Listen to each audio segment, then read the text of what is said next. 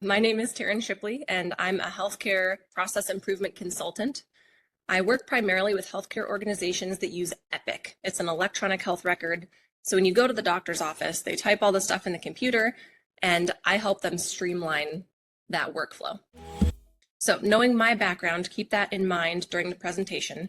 A lot of my examples are healthcare related. I like that because everyone's been to the doctor's office. So you can think about that process in your mind when we're going through this. All right, so what exactly is the invisible knife? We know that common project barriers like funding, time, people, leadership buy-in, technology knowledge, and I think this was already even mentioned as scope creep. These are the common project barriers that we deal with every single day, whether it be in healthcare, whether it be in manufacturing, whatever. These are not new. But there's something missing from this list because you can have everything on here. You can have the funding, you can have the time, the people, the leadership buy-in, but your project still isn't going as you would like it to. You've heard of the energy crisis. I like to brand this invisible knife as the mental energy crisis. So we talked about those other barriers to projects. This is not often taught. When you get your PMP, your Six Sigma Black Belt, mental energy is not discussed as a barrier, as a resource, but it absolutely is. If you personally don't have the mental energy for a certain project, it's an issue. If the people on your team don't have sufficient mental energy for the project, it still won't be successful. Some of the symptoms of not having the mental energy, the mental capacity, it looks like silent meetings. You show up to a meeting, there's a clear agenda, everyone's on the same page, we're working to this common goal, but the meeting is silent. It feels like you're talking to a brick wall. Or maybe there are skipped meetings. You have all these invitees, but they don't show up because they have overlapping meetings or they're busy working on other things, so they just don't come to your meetings. Or it might look like quiet quitting. That's a newer term. They sit through the meeting and they're participating, I'm doing air quotes for those of you who don't see me. Talking in circles is another symptom. Rabbit hole discussions, pushing back or highlighting flaws with ideas. And this one's a common one for brainstorming sessions. When you're brainstorming, you're not immediately supposed to, shut things down. That won't work because XYZ. It is important to highlight risks, call out that type of thing with ideas. But if someone on your team consistently shuts down every single idea, not noticing the pros, only highlighting the flaws, that is absolutely a symptom of mental energy being an issue. And then the last one on my list here is resistance to change as a symptom. And I decided that I'm going to cross off that term, resistance to change, because I don't like it. I don't think people are resistant to change itself. I think people are resistant to, they have risk aversion. They're afraid to take a risk. Doing something different means taking a risk. And I'll equate this to healthcare. These are all symptoms, right? You could take a medication for fixing silent meetings. You could come up with a solution for skipped meetings. You could come up with a separate solution for talking in circles and rabbit holes. All these different Band-Aid fixes manage the symptoms. But doctors want to address the underlying cause. What's the overarching issue? What's the main diagnosis? We want to fix that instead of just putting Band-Aids and pills at each individual issue listed here. So this phrase, if you walk away from this presentation and don't remember anything, I want you to remember this phrase. This is why people have a natural risk aversion. And the phrase is, guaranteed familiar dysfunction beats potential future perfection. I'll say it again because it's kind of a loaded and important phrase. It explains everything. Guaranteed familiar dysfunction beats potential future perfection. Now, as human beings, we are programmed to our core to prefer familiarity and certainty. These preferences are deeply ingrained in the emotional part of our brain, the amygdala. And to some extent, these preferences are beneficial to surviving and thriving. So we think about survive and thrive in the context of our ancestors, right? We want to be with people who are familiar to us. We're certain that they will be good to us. They're going to protect us. They're part of our tribe. It's familiar, it's certain. But let's talk about surviving and thriving. Let's think about it in today's world. Picture you get in the car each morning driving to work. Your seatbelt is perfectly adjusted. Your mirrors are in the right position. You can see where you need to. The radio's on your favorite station. You don't even have to touch it. And you're going to take the same route to work that you always do. These little bits of familiarity and certainty minimize the amount of cognitive function required to do something mundane like driving to work.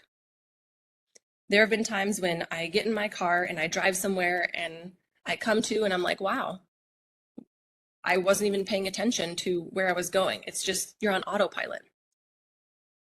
So because you don't have to expend energy on lots of little things, you didn't get overly frustrated by the terrible traffic or all the traffic lights that you caught.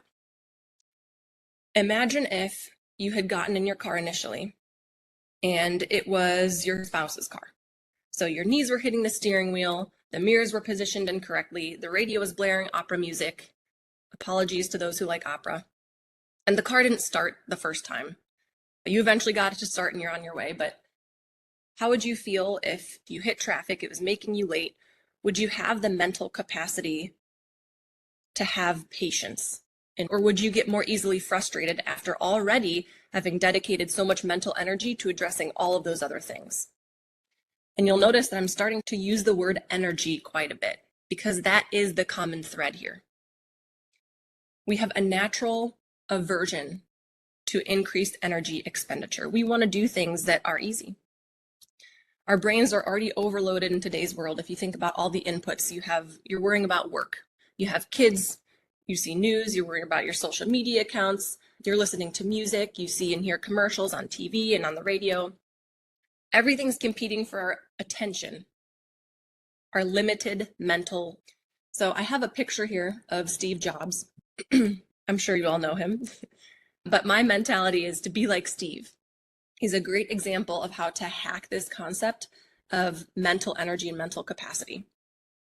He reduced his mental energy expenditure on mundane things like picking out what to wear each day. Not saving time, because it takes about the same amount of time to put on a shirt, doesn't matter what shirt. You have to put on pants, socks, underwear, shoes, whatever. He's not saving time there. He's saving his mental energy. He wore the same outfit every day. He did not have to make those decisions. He saved his mind for bigger decisions and solutions like building a business, building the iPhone. So people are naturally inclined to like things that are easy. I think we can all understand that concept. We're all on board. Things that don't require mental energy, you're more likely to do on your to-do list first. But easy isn't necessarily good. Your brain is a muscle, just like your biceps, just like your quads. So let's think about working out our brain. In the traditional sense, you're connecting neurons. And I'm sure you're starting to see that I work in healthcare now. So most things in life, moderation is key. We don't want to do some hard things because it makes us stronger and more fit, but we don't want to expend the extra energy. So there's this trade-off in our brains. We don't want to do it. This is going to be hard. It's not easy, but we should do it. So we feel the pull in both directions. We know that when we gradually increase our workout, our muscles get stronger and stronger. We have the capacity to lift more, to run farther or faster. But if we exercise too much, that can be bad. Maybe you pull a muscle, or you get so fatigued that you're just miserable for the next few days and you lay in bed and you don't want to do anything. That assigns a negative connotation with exercise. And that's why a lot of people don't do it. They go all in right away and then they tap out because they're miserable. They went too hard, too fast, too soon. So we're talking about mental energy. We're talking about your mind, the brain. When we slowly increase our mental energy demands, the key word being slowly, our mental energy capacity grows and we can handle more over time. And I'm a mom. I'm sure there are lots of parents on here, so I like to use the parent metaphor. Think about how busy and overwhelmed you were with your first kid. Oh my gosh, having a kid, I am so busy. I have no extra time on my hands. I don't know if I could ever have two. You're at capacity. Now the next kid comes along. Oh my gosh, now I'm at capacity. I have this 2-kid thing figured out, but there's no way that I can have. And then you have a 3rd kid and you look back and you think, wow, 2, not a problem. 1 kid, so easy. That is slowly increasing and working out your mental capacity. You need more mental energy to deal with a kid's why questions, to deal with all the tasks that come with having children. The idea here is to gradually increase the load so you continue to grow mentally. And the key is that we get to choose. We have X amount of mental energy. So you get to decide how much of that capacity do I want to allot to mundane tasks every day, and how much of it do I want to dedicate to my family and my home life, and how much do I want to dedicate to work. And this statistic was interesting to me, is 75% of people don't work out physically. I couldn't find any statistics on the number of people that intentionally work out mentally, because it's something that's not measured.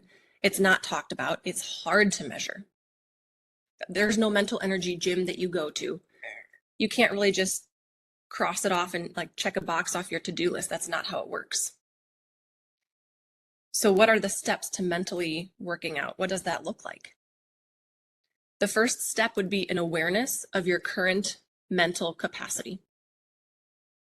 The second step is to desire to expand your mental energy. So you know how much you can handle, and then you decide, I want to be able to handle more. I want to be able to handle bigger projects at work, or I want to be able to handle more friendships. This is not just associated with work. Your mental capacity, you have one brain. Some people say, oh, I get home from work and I turn off my work brain. That's not how it works. Maybe you stop thinking about work, but you have one brain, limited mental energy. So back to mentally working out. First step, what's your current mental capacity? Second step is, do you want to expand your mental energy? You have to make the decision that I'm going to make a conscious effort. I want to be better at this. The third is knowledge of how to grow your mental energy. What does that even look like?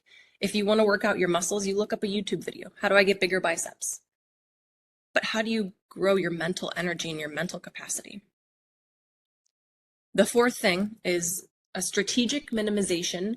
Pick the things in life that you recognize are not worth the mental energy and automate those. Say, I'm going to wear the same outfit every day, or I'm going to have the same lunch every day, or I'm going to take the same route to work. Whatever it is that works for you, minimize those mental energy expenditures that you don't really take joy in making those decisions. And then intentional exposure to the unfamiliar and indefinite in appropriate doses. We don't want to overdo it. You don't want to launch yourself into a wildly uncomfortable situation for the first time. And I'll use the example here of one of my colleagues is a physician's assistant, a PA, and they were sick of their day job. It was too familiar, it was too certain, it didn't require any mental energy, they were getting bored. So she went to Alaska, a rural town in Alaska, for a month straight and was the only clinician there. So babies were being born, she was treating gunshot wounds. I mean, she went from a family medicine doctor, treating kids for ear infections and strep throat, to delivering kids in gunshot wounds. That was a huge challenge mentally. And so after about a month, she was quite burnt out. She wanted something different. She wanted to learn to expand her mental energy capacity, but she overshot it a little bit, and she recognized that. So appropriate, small, bite-sized doses. You want incremental, stepwise working up to that. And contrary to popular belief, we are not all created equal when it comes to mental energy capacity. I look at myself 10 years ago and I compare my mental energy 10 years ago to my mental energy today, and those are very different. And that's probably common across the board. As we get older, we learn how to deal with things in a better way. We have more learned experiences that we can draw upon. So fewer things are new, and things today that I've gone through before don't require as much mental energy to navigate because I've already gone through the learning curve. There are certain individuals that, in addition to age being a difference, have certain people that have a higher predisposition to mental energy conservation. So we talked about Steve Jobs. He was all about mental energy conservation. I'm going to wear the same outfit every day. There's a type of person that he is, and that type of person is usually an analytically minded person. So especially in this webinar, there are plenty of us. We often gravitate towards careers like process improvement or engineers, mathematicians, data analysts, informaticists. But it's when your brain prefers a linear, logical approach to things, but we have a subconscious train of thought that constantly, it's just an underpinning in our life. How can I spend the least amount of energy to get the most? In addition to just having that natural underpinning of how can I be efficient, you also gain greater mental energy capacity from life experiences. So that would be like your career. Do you have training on this? Did you receive any education? You know, if you're an engineer, did you go to school to be trained to do things efficiently? So both nature and nurture contribute to mental energy capacity. Now, I want to do a quick little self-assessment. So I'm going to ask for participation here.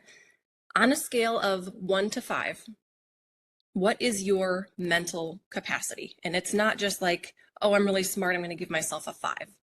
It is, how big is your plate? And I want you to kind of compare it to others. And I'll go first. 1 would be overwhelmed pretty easily, and 5 would be you can carry a lot at once. So if I think about myself, I think I'm a 4 because I'm constantly juggling a lot. But, you know, I have 3 kids, I have a business, but I know and recognize that there are plenty of other people out there who are doing more or might be carrying a similar load a lot better than I do. So I see people dropping their number in the chats. I see a lot of, let's see, 2, 3, 4, 5s all over the board. Yeah, a lot of 4s. Awesome. Okay, I see even some 1s. Hey, you're totally honest, and I love this. Everyone's plate is a different size. Beautiful. Okay. So here's the next self-assessment. On a scale of 1 to 5, how much of your capacity is unused and available to dedicate towards something new? So basically, you've identified the size of your plate, you've identified your mental energy, your capacity. How full is that? So 1 being your plate is not full, it's practically empty, you're willing to take on anything new. You have all your energy to spend. 5 being, I'm at capacity. Work has me stressed out. I don't want any new projects. I can't have any more kids. 1 more thing breaks in the house and I'm going to lose it. I'll go first. I feel like I'm super, super busy, but if something important popped up, I wouldn't just go off the edge. Like, I can manage something that pops up. Awesome. I see lots of numbers in the chat. 4 nearly at capacity. I'm right there with you, Emma. All right, I see the chat numbers slowing down a little bit. So we'll keep going. So you guys just identified the size of your plate. You identified your mental energy, your capacity. And then you identified, are you at capacity? Are you under capacity? Are you over? There is a sweet spot here. It's obvious that if you're way under capacity, you want to bring it up a bit, do more things, basically take on some new challenges to start growing your mental capacity bit by bit. And if you're at or over capacity, maybe we need to tone it back a little bit. Is there anything in life that you can not necessarily drop, but just put on hold? Just put to the side of your plate, maybe scoot it off the plate onto a different plate. But ideal mental energy capacity, you want it to be about 80%. You don't want to constantly be using 100% of your mental energy, because when high energy demands pop up, like a pipe burst in my kitchen, now I need to take a day off work and call a plumber, and it costs extra money. If something like that were to pop up and you're already working at 100% capacity, how do you fit that in mentally? Something has to give. Your mental energy is limited. And this isn't just mental energy, this is processes across the board. Your capacity should not be 100% all the time. Your process should really be working at 80% efficiency. And as process improvement professionals, that can be hard to hear because we're there to make it as efficient as possible. We want 100% efficiency. But MIT professor Steven Spirit talks about this in his latest book. It's called Wiring the Winning Organization. I highly recommend it for you readers out there.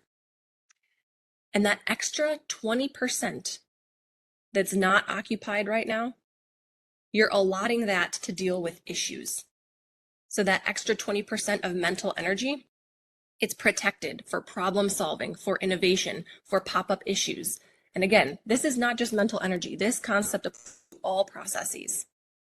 So when you're designing a process and you want it to be efficient, do not make it 100% efficient. Build in a buffer of 20%. Now, Taryn, we're talking about mental energy. I think I know why I should care, but let's just be really clear. This is why you should care as process improvement professionals. Let's do a 5 whys or a root cause analysis here.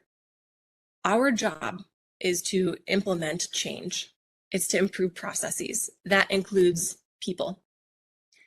People in our project team or people, boots on the ground that are implementing this resist change.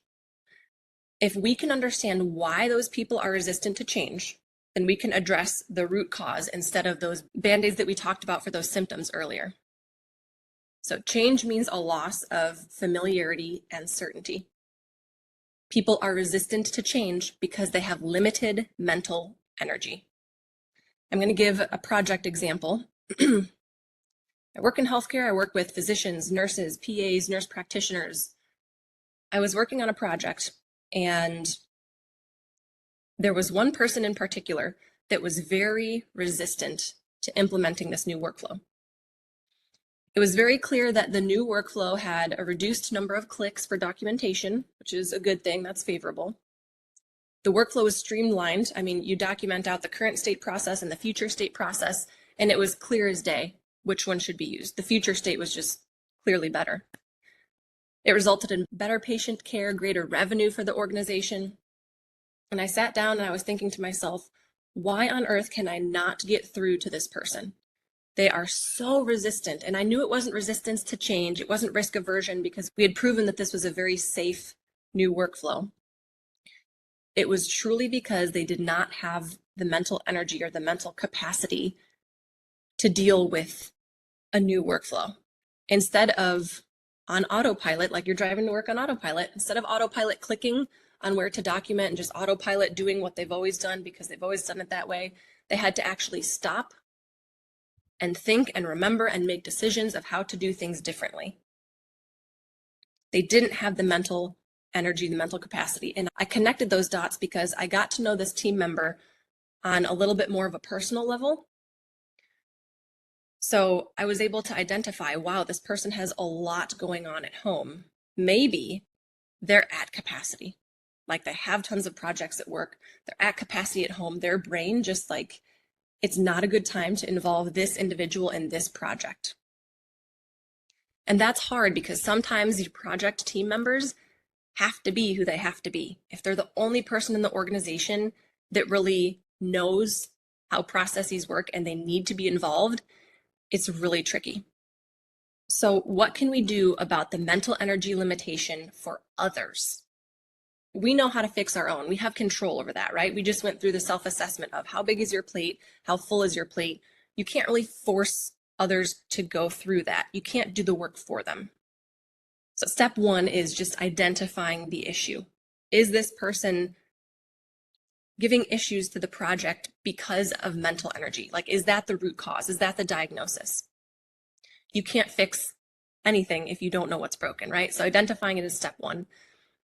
And we have to adopt a teacher mindset to do this. Like kids have teachers to guide them through realizing what they don't know and then guide them through gradual mental growth. And this picture on the slide is Jordan Peterson. He's a famous psychologist and talks about the idea of islands of predictability. He talks about it in the context of raising children.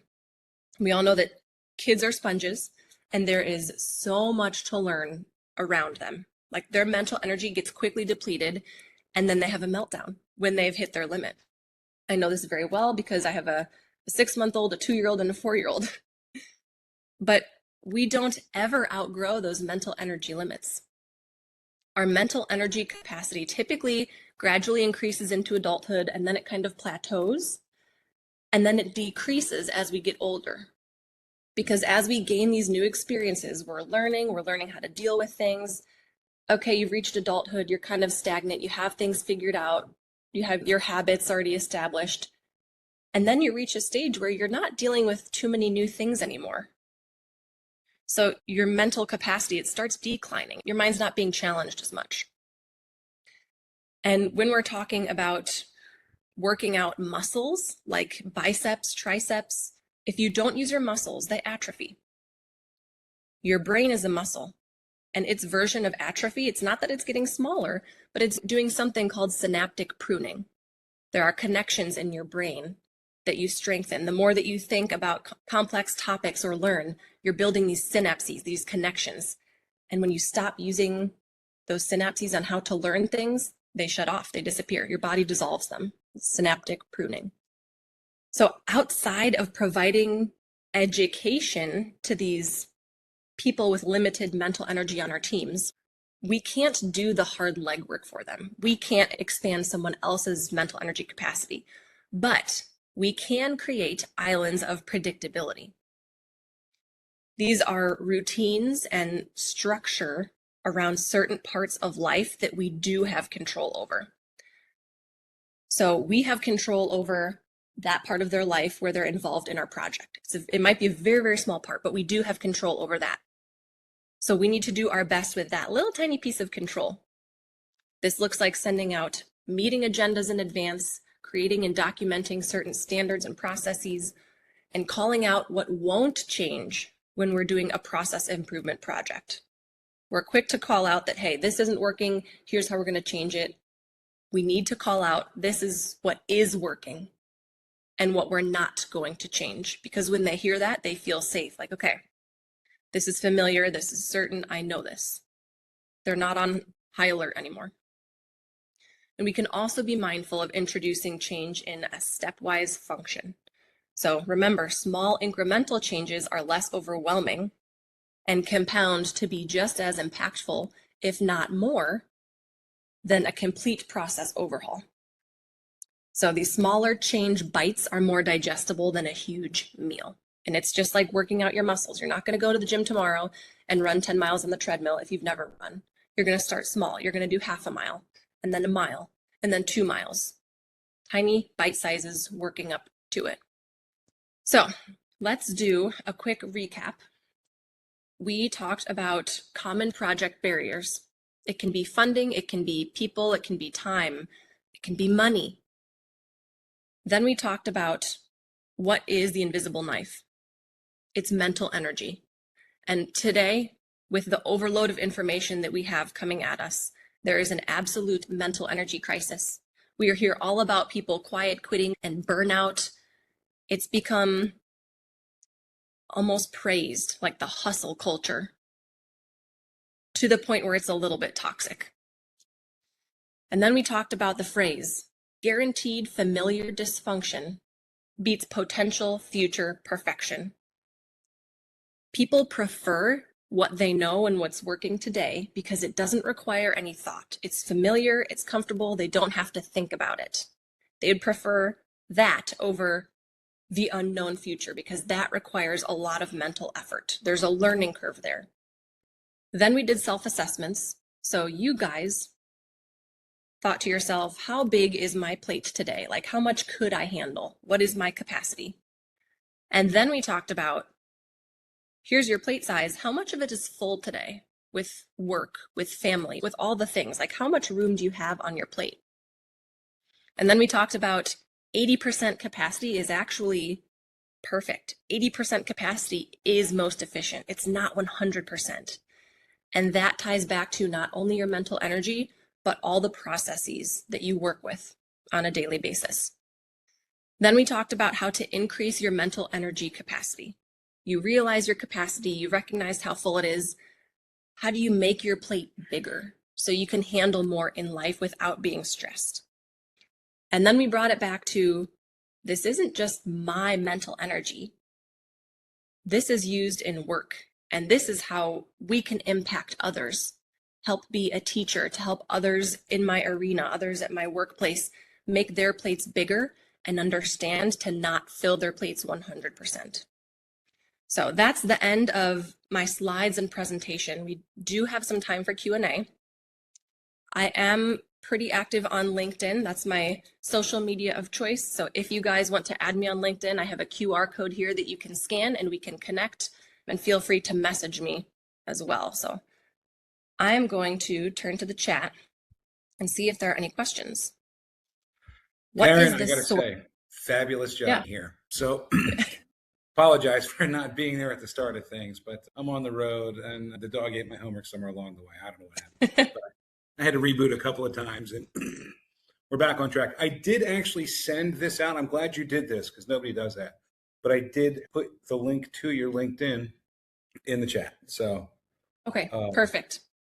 There is a question for you. And what is the source for the 80% capacity? So I got that number 80% from, I'm going to go back to, see if I can go back to the book here. It's a book called Wiring the Winning Organization. And MIT professor Steven Spear wrote this book. And he's the one who threw out that number of 80% because he studied organizations, I think, for over a decade.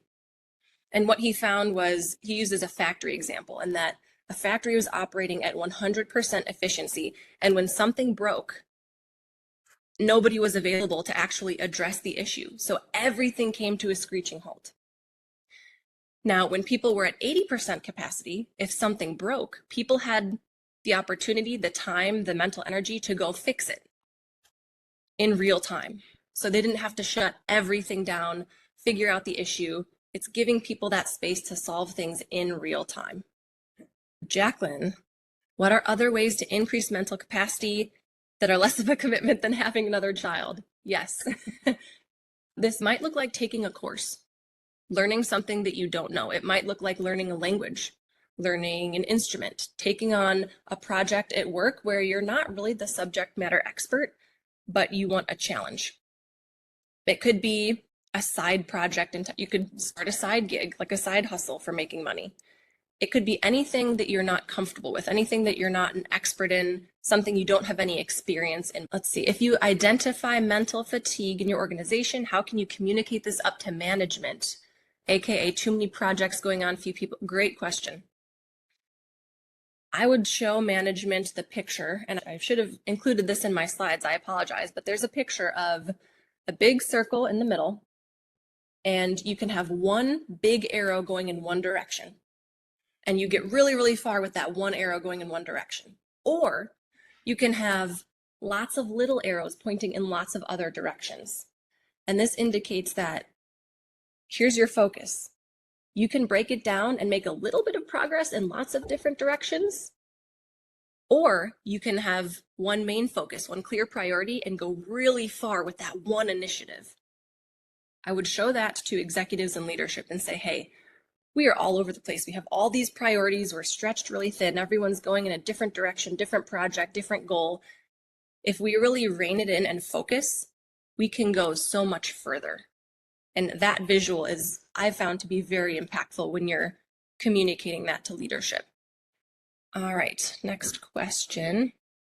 Where I work, I feel like being overworked is a sign that you're a hard worker, a good sport taking one for the team.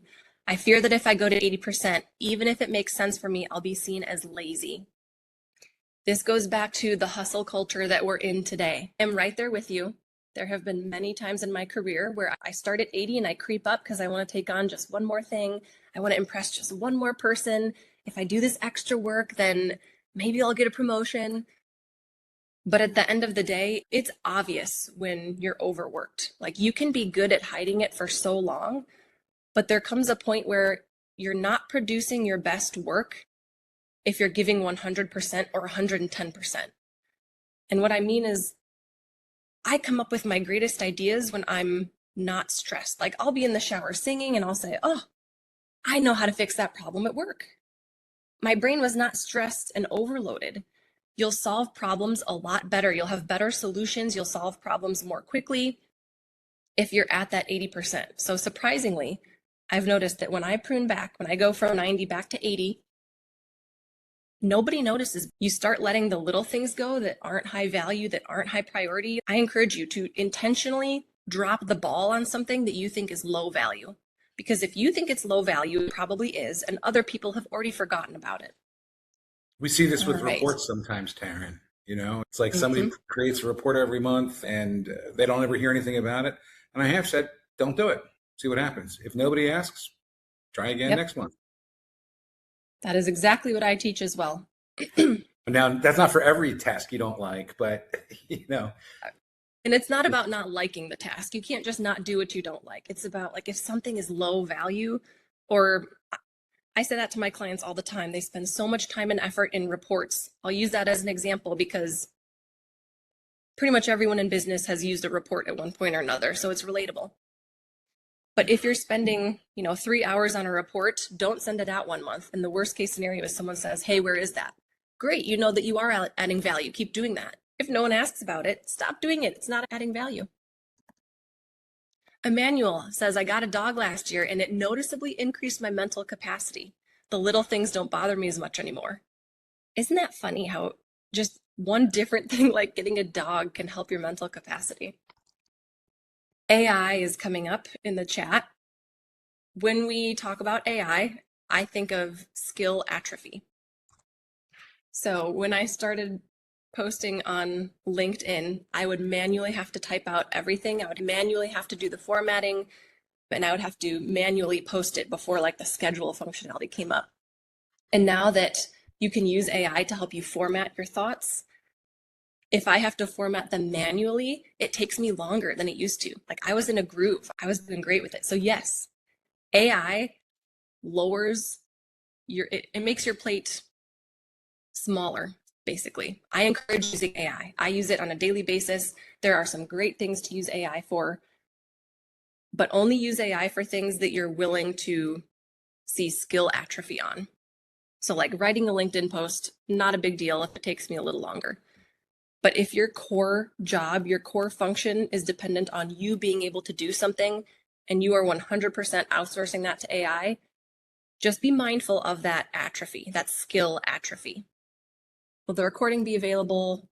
Yes. Our use will be sent out? Yes. Awesome. Any other questions in the chat? Oh, there's any number, and I certainly have a few thoughts, questions, comments myself. So, it's funny. I'm obviously on the road today, and I'm doing some training, and we were talking about friction in the process. That thing that slows things down. Some people call them square wheels. Work still gets done, but it's a question of how much effort, how much time. And I think that you're addressing one of those things that nobody sees. Nobody sees the person that spends 10 hours every day trying to get stuff done. And, I keep asking people, what could you do if you had a little bit more capacity? If you could save 20 minutes a day by being leaner or smarter about how you're doing things? And I'll give you one example related to AI. We were looking at a receiving process, Taryn, and they were telling me how they get the copy of the bill of lading that's just handwritten, and then the receivers have to fill out a sheet that then the supervisor has to enter into the computer. And so just as a real quick experiment in class, I laid out the bill of lading, took a picture of it, uploaded it to AI and said, can you map, the things on this piece of paper to the log sheet? And I was shocked at how much it was able to pick up. Shocked. Like, if you've got any paperwork processes that are handwritten, really consider OCR and or AI.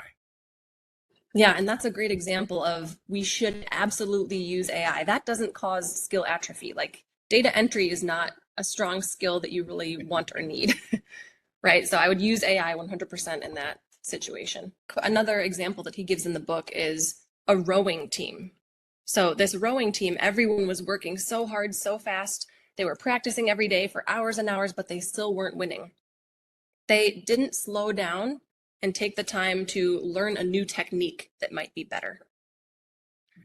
So even if it's like your 80% capacity, if you don't use 100% capacity, we don't want our plates to shrink. Like if we're not using a portion of our brain, then we'll get comfortable at that 80%, and that 80% will creep and eventually become our 100% because we adjust. So the point is 80% should be your daily life, your daily capacity, and then you take that 20% and hold it for issues that pop up. If no issues pop up, then take that 20% to do things like expand your mental capacity, learn a new skill, try a new tool. So don't just think that 20% of the time you should be sitting there doing nothing.